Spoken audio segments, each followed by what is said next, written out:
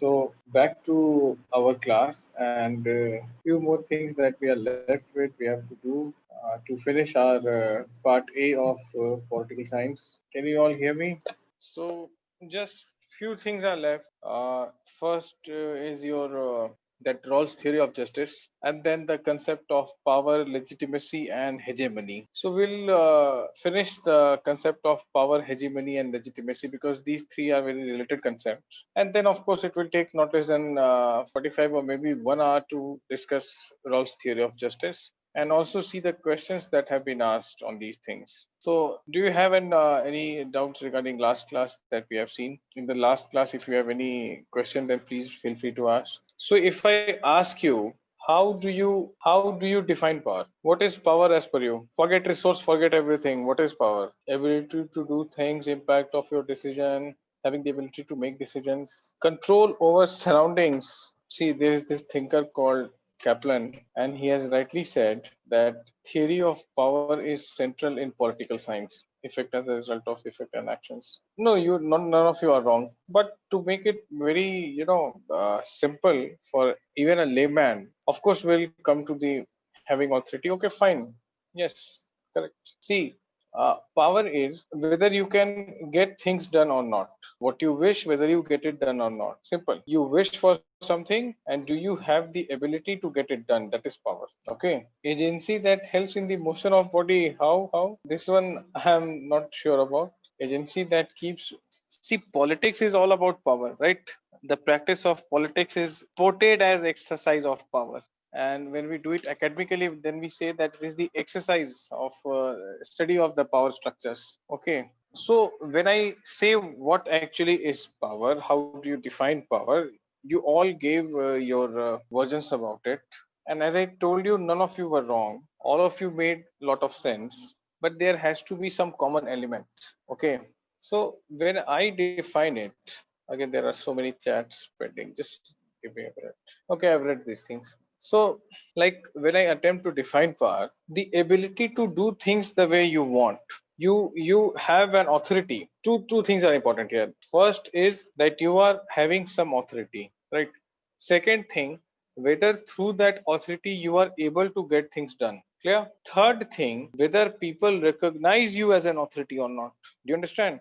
There are what is legitimacy? Legitimacy is nothing but power plus consent of people. Like there is a government, okay, there is a government, but then there is a coup against that government, a military coup, which means the government has lost the legitimacy. That's why the military is revolting against it, correct? So legitimacy is a very connected concept with power. Why did people fought against the British in India? Because not because British were not having power. British were always having power, even until 1945 or 47.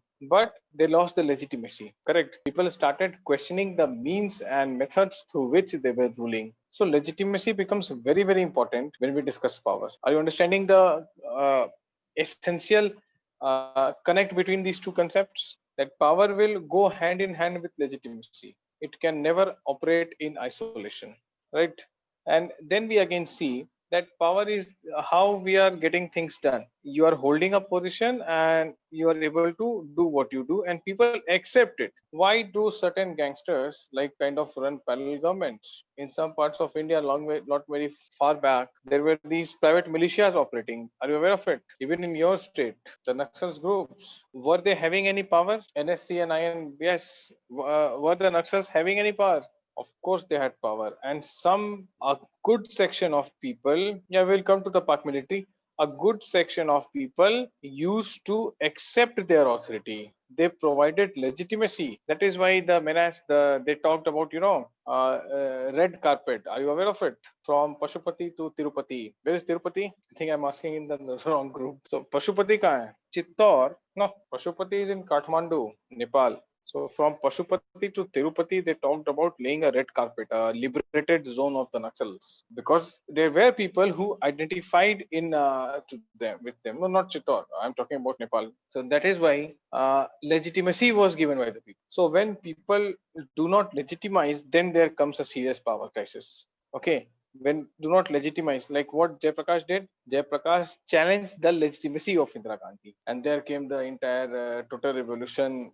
we have to study these things in IGP. So see, these concepts, theories will be used in IGP. Okay, so legitimacy, if it does not remain, it becomes a situation of power crisis, that people will start questioning that how are you doing this, and you are not here to kind of do anything.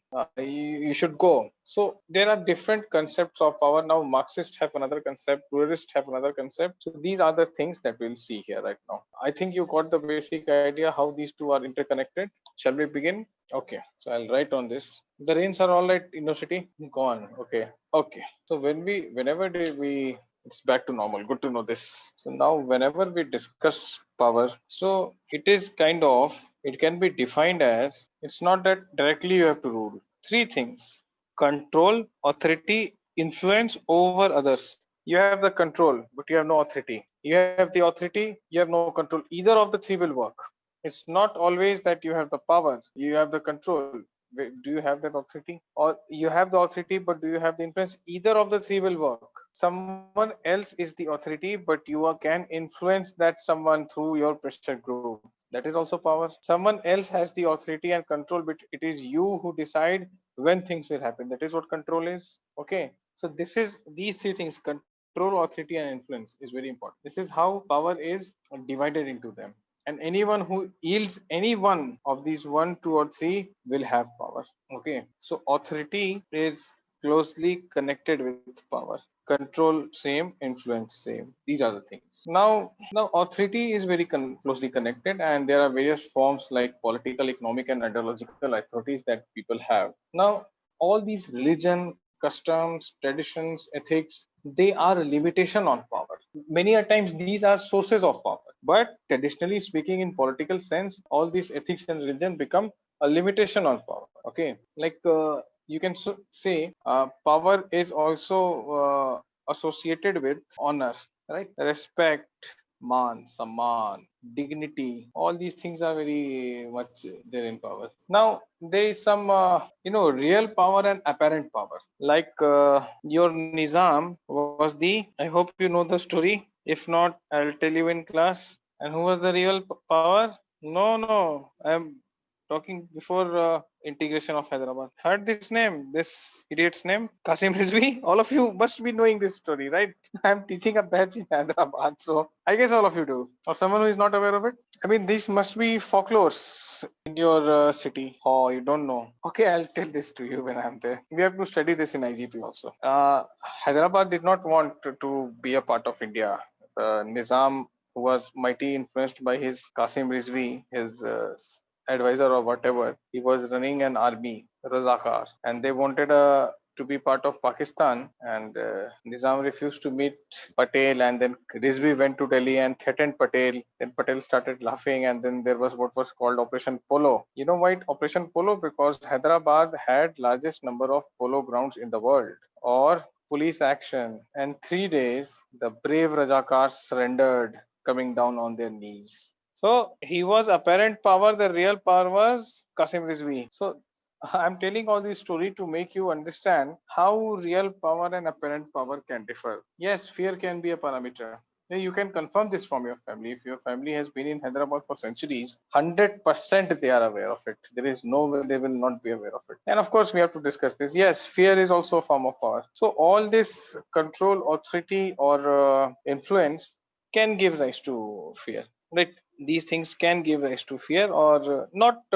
Just note till here, leave that Razakar story, just note before this all things. Yes, you can ask. Okay, now I am rubbing it because there was hardly something like here. So what actual, now after having understood the basics, let us see the specifics now, that how about different theories. And when I say different theories, there is a Marxist version, there are so many versions. This is all that we have to see. Like first theory I would say is, again I'll have questions here and be ready to answer, because there will be things that we have covered. Let me see how many of you remember. This is the oldest theory of power. Okay, masters don't have power. What do these two Guru Chela said? These two gentlemen said something. Okay, you wrote it as I as I wrote, so did you. That is why I was asking. Remember Plato, philosopher king, and they both agree that These are the two things that separate elites from masses.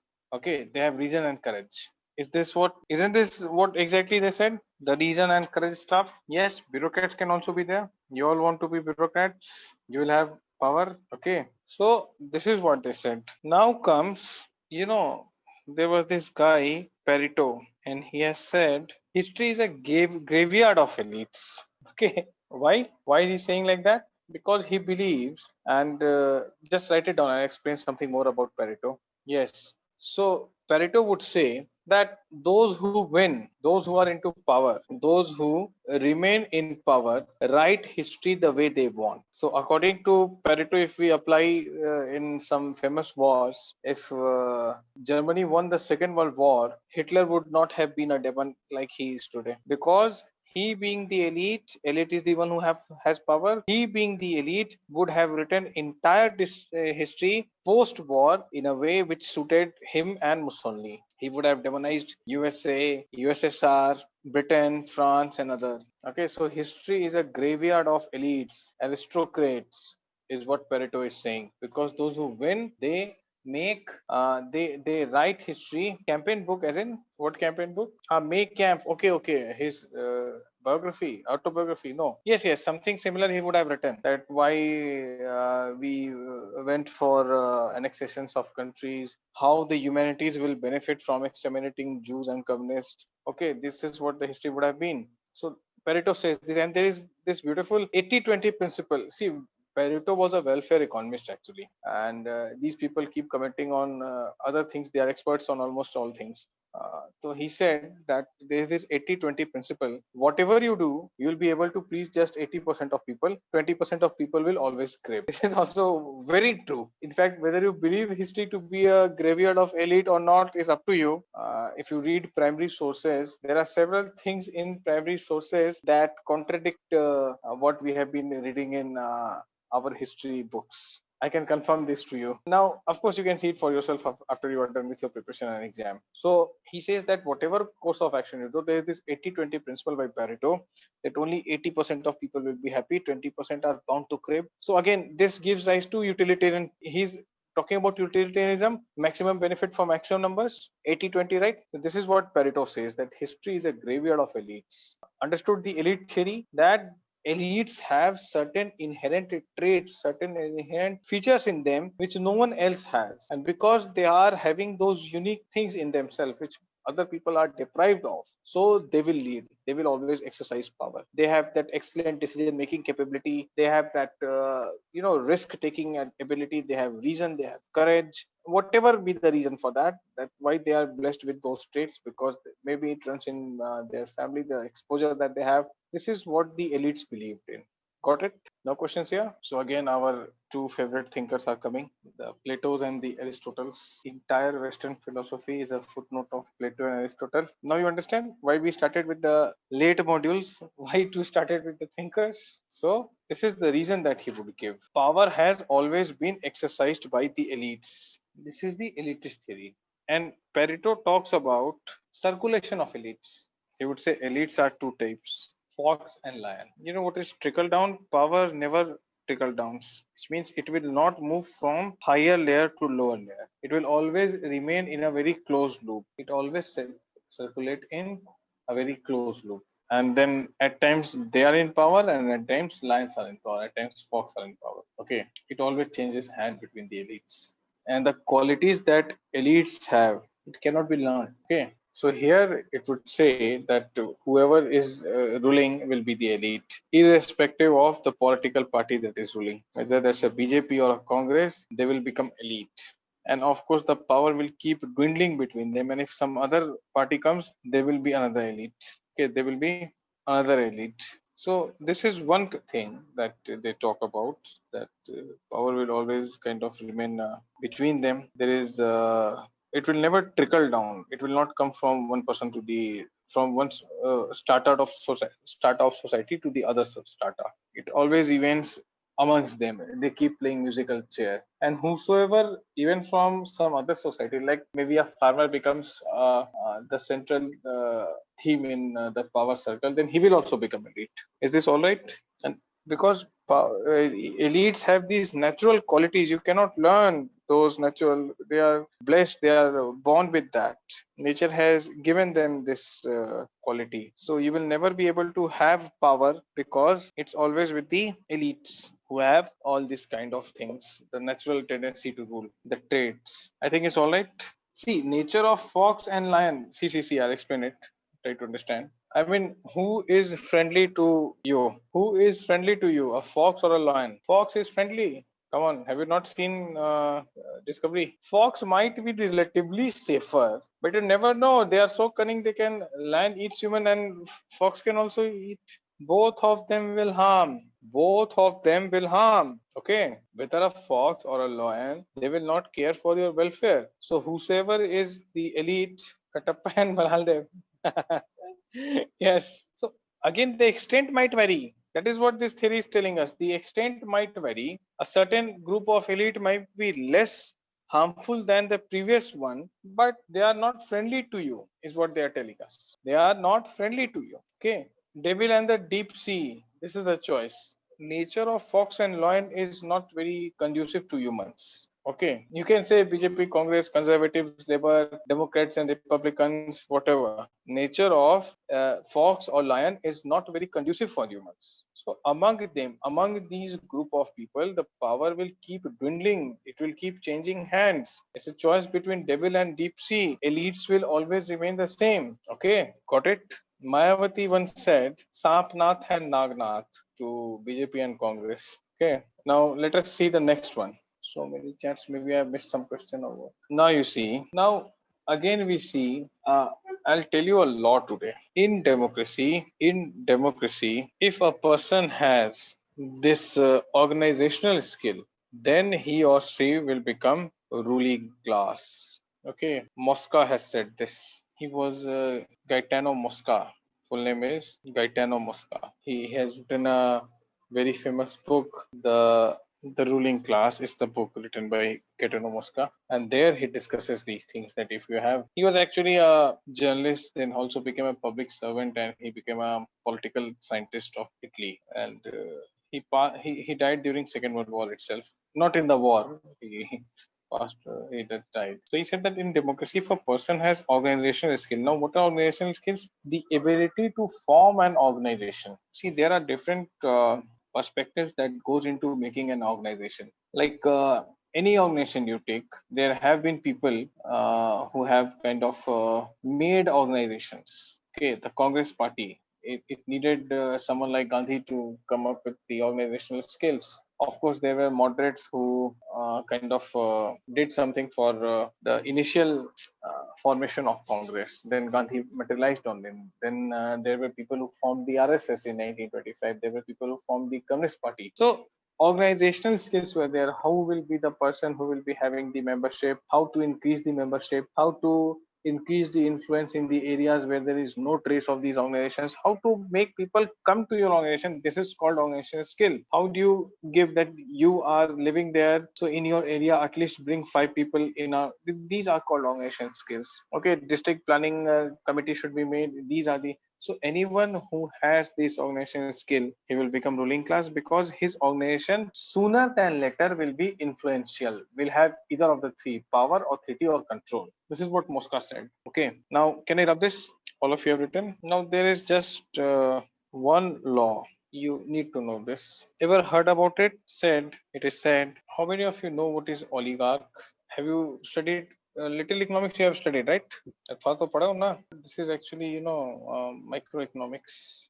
No. See, when there are many people, many players, when there are many people, many players, and many you can buy a particular product, your phone, from so many people. So that would be like a kind of competition. When there is just one provider, okay, you want to book a train, you want to come to Delhi, you have no other option than Indian Railways. That is called monopoly. But when you choose to book a flight, competition, book anyone that you want to. Super 90 has booked I think Indigo or Go Air for me. So out of all that was available, right? So this is called competition. There is something called duopoly. Only two options are available. There It is a slightly better than monopoly. Instead of Indian Railways, you also have a Tejas, right? A private train coming up. That would be duopoly. Duo means do. Competition means many players. Now, this is what is oligopoly. Oligopoly is that there are few people who are calling the shots. Okay, few group of elites who are calling the shots. That is oligopoly. So oligarchy is same thing. Oligarchy is iron law of oligarchy says that howsoever democratic a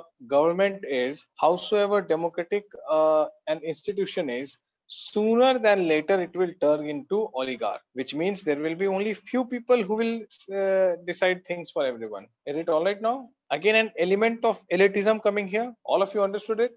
Okay. So let us write something on it, because it is said that this is the only law of political science. I'm not saying inevitable. This is just a theory. It might not be true in practical. So what it says that actually it was given by a German sociologist, and he was also a particle theorist, Robert Michels. He is the one who wrote it, Robert Michels. Actually, there was this book, unable to recall, Political Parties. He wrote this book where he gave this law, IRL law. It would say that oligarchies, power will always be divided to certain individual. Now these certain individuals will become oligarch. I mean, look at Congress party. It would have been earlier it was said that it's the party of elites, but then there was this decision making. But today, can you say that there is a consultative decision? Congresses are not saying this. I think Congress does not fit into this. It has become more of a monopoly now. BJP would fit into it, right? BJP would more fit into it, because again there are certain group of people. They still have this collective group, right? There's this national executive of the party, which is composed of, I think, 100 people. They have their own MPs and CMs, and of course the organization of RSS is so. There are few people who kind of decide, right? Note it down. It applies to almost all political parties of the world. The party ruling in your state, okay, same thing can be said. Any party, anywhere. You just cannot say that they are very, very democratic, because things will not be done if everything remains perfect democratically. Democracy has its certain loopholes, which we cannot just ignore. Noted, all of you? Okay. So this is what the iron law of oligarchy suggests. Now, Michel has talked about this. Automatically, power will be in few hands. And Michel says eventually the oligarchs would rule. Of course, it depends on how it is utilized. You're correct. See, again, try to understand. Now, let me tell you the history with Michel's. He actually analyzed the working of socialist parties in Europe. So he said that all these socialists, they claim to fight for equality, and this is their reality. 7 to 8 people are calling the shots. That's why he said that. If there were 70 or 80 people, he would not have said that at that time. Okay, it all depends on what you see. What are these thinkers doing? Again, prisoner of their times, right? Now there is another guy, C. Wright Mills. Of course, diffusion of power is inevitable, but then when it is concentrated in very few individuals, and those few individuals keep on functioning without anyone being able to question them, then there is something called oligarch. Now, Mills actually, C.W. Mills, he studied and analyzed the American democracy. And he would say here there are oligarchs. Who are the oligarchs? Politicians, big corporates, top military officials. Kind of dictatorship. Not exactly dictatorship, but even if it's not a dictatorship, you cannot do much about it. Okay. Now these three are the power elites of USA. Please make like this so that it will be very easy for you to revise things. Okay. And he went on to say that USA was democratic initially, and then as its role in international politics increased, basically the US hegemony increased in world. USA faced crisis like the Civil War, power politics, etc. These things started happening, and because of this, in few hands. Note it down. Can I rub it?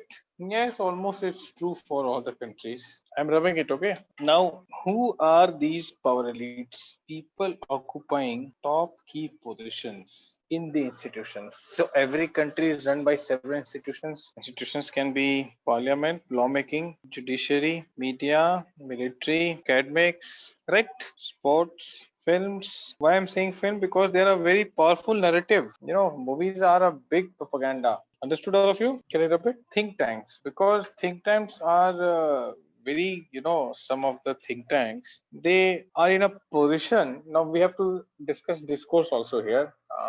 Not today, it would not be possible to discuss that today. Discourse or narrative. So the one who is able to shape the discourse. I'll give you some very, very important examples. Or should I discuss it now? Should I discuss it? You tell. I'll take probably 10 minutes. See.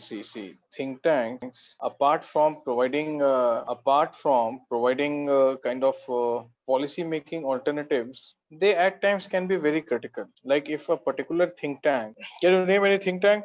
Niti Aayog is a government think tank. ORF. Okay. Now, if ORF start publishing journals and articles which are very critical of the government, don't you think that will make an impact?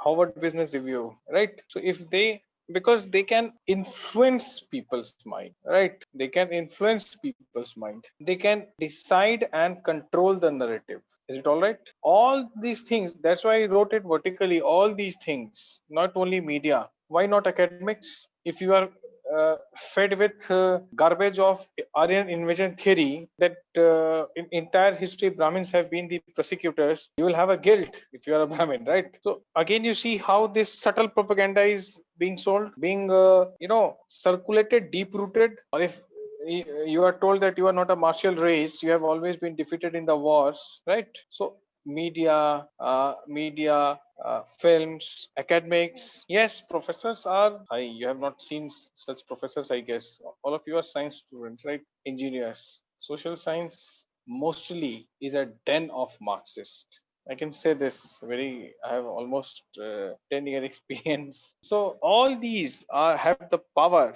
and there are few oligarchs sitting everywhere, like this ICHR. Indian Council of Historic Research, Professor Irfan Habib was on the chair for as long as I can remember. Okay. The influence of Satyajit Ray on parallel cinema, as they call it, right? So these are the different institutions. Oh my God. Someone suspended for what? And that too, HOD of BHU. Why he was? Okay. Mega say what he was.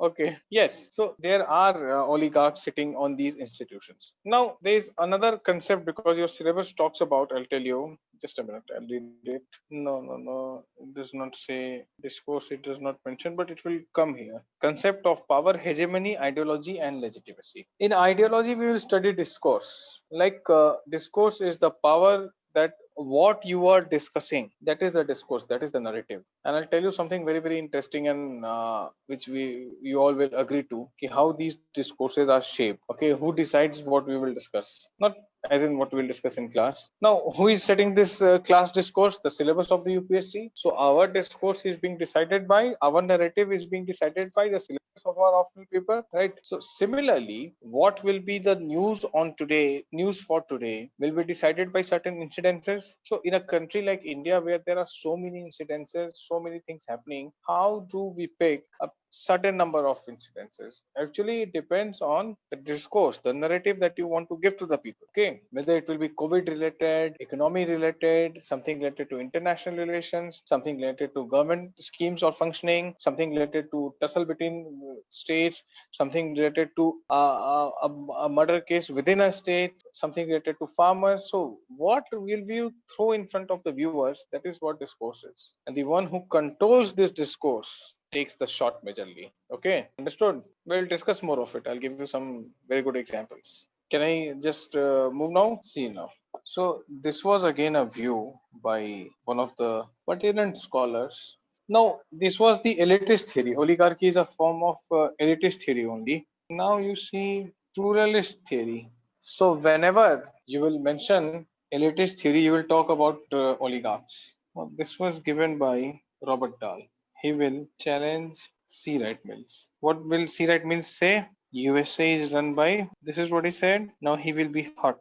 And because he is hurt, he will challenge Wright Mills that no, what you are saying is not correct. Then what is correct? He would say people's associations, the interest groups are the one they enjoy a lot of power. It's the interest group which protects the interest of all the people, most of the members. Now, Wright would say that is Wright right or wrong? Is C the right means right when he says that the decision to throw atom bombs on Hiroshima and Nagasaki was decided by few elites? Please tell me how many of think he is right? Right is right? No, appease or not? That's a secondary thing, because most of the people in US would not have approved of oligarchs nuking a particular country. But then Dahl would say USA does not nuke cities regularly. This was rare. It happened once, two incidences. It did not happen again. Okay. Yet it's an exception. I mean, did you hear Hiroshima and Nagasaki 1945 atom bombs anywhere else? Forget USA or by anyone else? No country. No, of course he knows the consequences, but he's saying that it is a rare thing. It does not happen on a regular basis that after 20 years, every time a nuclear is thrown on some country or the other. No, no, both are not saying same. Please try to understand. Robert Dahl is saying USA is polyarchy. Right Mills is saying poly means many. You must have studied Pauli's exclusion principle in your chemistry. So poly is many. Bi is two. Uni is one. Poly is many. Okay. So Dahl is saying it's a polyarchy. It's not oligarchy as you were saying. What Cuban missile cases? There was no bomb. In fact, even before a single missile could be fired, the Soviet just took off the weapons. Of course it has, but poly is certainly better than oli. Okay. In Cuban missile cases, not a single shot was fired. If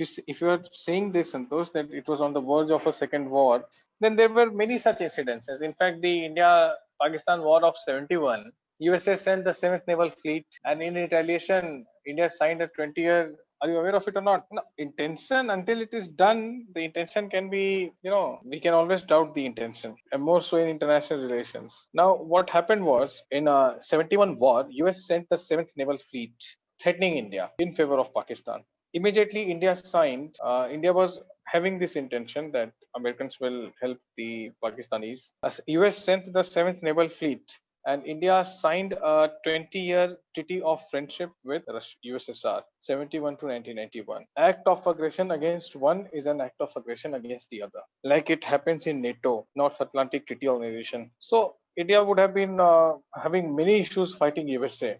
With 7th Naval Fleet was a deadly fleet. So immediately from the Pacific Ocean, under the guidance of Admiral Krugyakov, Russia sent its warship, USSR sent its warship to the Indian Ocean. And the objective was to not let 7th Naval Fleet harm India at all. But even before the 7th Naval Fleet could come and Krugyakov would come, Turkey now is a part of NATO, are you sure? Erdogan is trying to revive the Khalifa. Initially it was. So before the two superpowers could come in our backyard, we liberated. I need to assure it. I'm not sure about whether Turkey is a part of NATO. I need to see it, check it. I'm not sure. I think not. Certainly not. Let us always be very careful when we talk on facts. Maybe, may not be, but given the mindset that Erdogan has, I mean, he's trying to become the new Turkish caliph. Okay. He's trying to revive the Ottoman glory. So India liberated Bangladesh. So that could not happen. Why it was called crisis? Because it was always almost a third world war like situation. The crisis was averted. Otherwise, it would have been a war. Okay. It was a temporary crisis for a few days. What happened was that Cuba is very close to USA, and it was a communist country. It was ruled by the Castros, the Fidels, and the Rauls, and the Che Guevaras, all the communists. So Russians placed missile in Cuba. Now each and every American city. Now unlike today's missiles, in Cuban missile cases, it happened during 60s, initial 60s, 62 or 63, when India-China war was going on. So what happened was at during those time, the Soviet missiles could not reach America. But when they hide it in Cuba, which is very next to America, entire American cities, all the American cities were within the range of Soviet missiles. Now, the moment America came to know about it, they were furious. They were like, destroy it or we will destroy it. Take it out or we are coming. And America sent its troops that they are not doing it, so let us do it. We cannot risk our security. But then better sense prevailed and the crisis was averted. You will learn about more about these things in your international relations paper too. All right, just remember this context and it will be very useful when you will study international relations. I think the schedule is there. The IR is almost next when after my class the IR would start. Offline classes I'm talking about. I told you if political science and IR, if it becomes boring, then you are probably learning from the wrong teacher. It's damn interesting. You need to know where you have to stop because you have to appear for the exam. Now coming back, all of you will do a good job if you will learn, if you will read class 11th and 12th NCRTs, political science. There are 4 books. I strongly recommend all of you to read those 4 books. Take a week and finish these books. You may leave class 11th Indian Constitution at work because we will go to such an extent in Indian Constitution that no book will cover all these things. So you may leave Indian Constitution at work, class 11th. The second book is Political Theory of class 11th. Read it. Then there are 2 books in class 12, Contemporary World Politics and Politics in India Since Independence. I mean, come on, read these books quickly. Before I'm there, finish these books. 3 books you have to read before I'm there. It doesn't behove a political science batch that they are not aware of Cuban Missile Crisis. These are basic things. Just 1 week and finish it.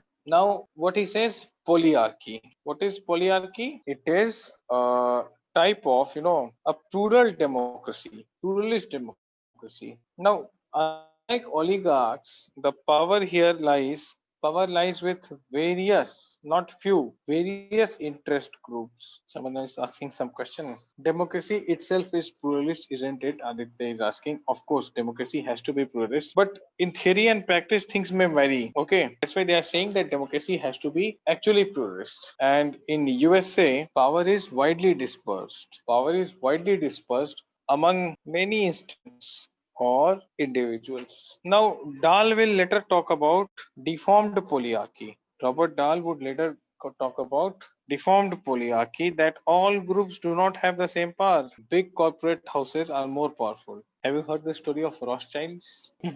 So he's referring to it. Okay, that big corporates are any day more powerful. Is it all right? Note it down quickly. It can be Google, it can be more Google or Apple, maybe a Microsoft. Yes, lawsuit was filed. Noted all of you. Even in India, lawsuit was filed against Facebook. And are you aware of the latest development? The Twitter head Jack has been sent a very drawn letter by the government of India. Are you aware of it? You don't know? Oh my God. Yes, the JNK. The Ladakh and Leh areas, the Jammu Kashmir parts are shown as territory of China. When you use your Twitter account, then the location it gives is of China in these areas. So government of India sent a strong letter, and actually, there should not be such strong letters. File an FIR. Let the SHO of the Thana decide the fate of Jack. File an FIR. Bring that person and all his tiddies who are doing things here. All the Indian people who are in the management and others as well. Book them. Name them in the FIR. Make them go rounds of Thanas anywhere in Delhi. Then they will realize how can they show our part of country to someone. It's not for the first time. It has happened repeatedly. Facebook and Twitter have this bias. Okay, it keeps on happening. So yes, big corporates are more powerful. Not all groups, not all the pluralist democracy. There are many institutions, widely dispersed, many institutions, individuals, but the big corporates are more powerful than any other institutions. Is what Dahl talks about. From polyarchy, it has become deformed polyarchy. So if you are asked a question on pluralist theory of power, please mention these names: C.W. Wrights, Robert Dahl, and polyarchy and his deformed polyarchy board. Okay, I hope all of you understood. So we are at the fag end of our OW rights means CW rights. Yes. Contravening as in what? Not contravening. They are saying that yes, pluralists are there, but then like they are saying that elites have now become more sophisticated. Unlike previously, where elites were clearly marked out, now they are is this pluralist theory where there are few institutions, and yes, elitism was thought to be natural. Here, anyone can call the shots. You need to have the organizational skills. This is how they are different. So now at the fag end of our paper 1 part A, limited topics are left. I think even before the week ends, we'll be able to do that. And please read and revise these things. And before anything, please read these 3 books of NCRT. I mean, I'm a little surprised that you have not done it till now. I thought we are done these things. Even in your prelims exam, they have asked questions from these books. Just leave the Indian Constitution, because when we will do Indian Constitution, nothing else will be left. This I can assure you. So leave that Indian Constitution at work. But the political theory every year in your prelims, 2 to 3 questions are from that book. And the 12th class book, the Contemporary World Politics and Politics in India Since Independence. In your prelims, they have asked questions from these books. Please do these three. More than what is planned, please read these three books also, because they are asking questions. This time they have not, but you never know when you are appearing for exam. And anyways, you all are political science optional students, so don't you think you need a very thorough understanding? When you don't know the basics, how will any teacher let you know? I mean, how deep we will go into everything? We will go into the advanced things now, okay? And I can assure that there have been questions in your prelims, not this time, but previous years, 2 to 3 years, or maybe last year, last year, there were many questions from these books 2 years back. They have asked to arrange chronologically certain events. First, non-Congress government formed, option A. Option B was option B. See, I forgot.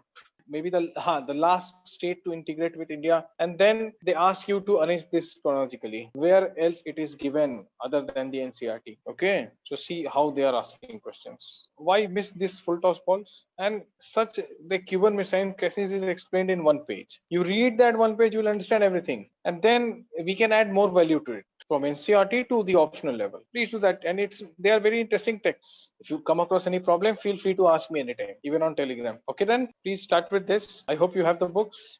If not, you can download them within 2 minutes. Yes, prefer the PDF versions. And feel free to ask me any line that you do not understand. No hesitation at all. Just send me a message on Telegram, or in the class also we can talk about these things. You will ask doubts only when you read things, right? See you all tomorrow.